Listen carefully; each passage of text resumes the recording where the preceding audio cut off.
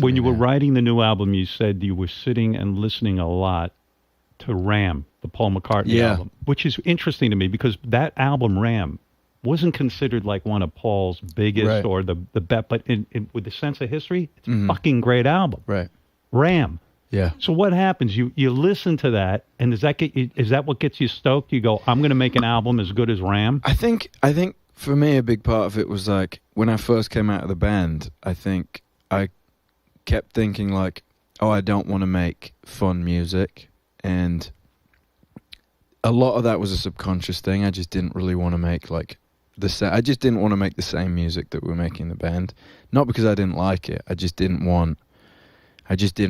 wanted it to be a different thing. Are you tortured in a way? Because half of the world expects you to make a fun, light, poppy record. They expect you to do something almost, trite. Right. As long as it, appeals to young girls or something. And then the artist in you is like, fuck that. I'm a fan of McCartney. I'm a fan of Bowie.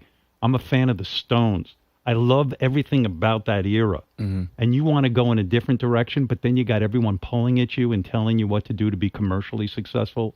I can almost feel that torture. I mean, I feel like it's not. I mean, I got really lucky first of all with and a lot of people obviously. There's a lot of like arguments where people are like, "Oh, I hate my label," and anything that goes wrong is like their fault and that kind of thing. And I have to say, like, Rob, who kind of runs my label. What label are you with? Columbia. Yeah. It's a Sony. Yeah.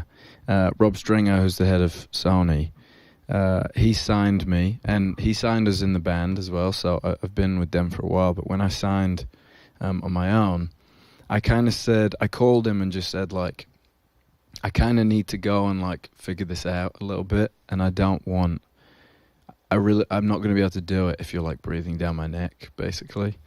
And he was amazing about it. He just said, like, I want to hear it when you're excited to play it to me. So that's pretty great. Go and do your thing, and when you're ready, I'll hear it. So he came when the album was basically finished, and I think he was shitting himself quite a bit because he just hadn't heard anything the first time, and I was playing him like the finished album. Right. And he said the first like 4 songs he felt like he was drowning because he just didn't know, he didn't know what he was expecting or anything. Drowning in the sense that he wasn't smelling the money. He was so scared. He was just scared. He was like, I don't know what he's about to play me. I don't know what's about to happen, type thing. And then he relaxed as he listened. Yeah. Yeah. And the other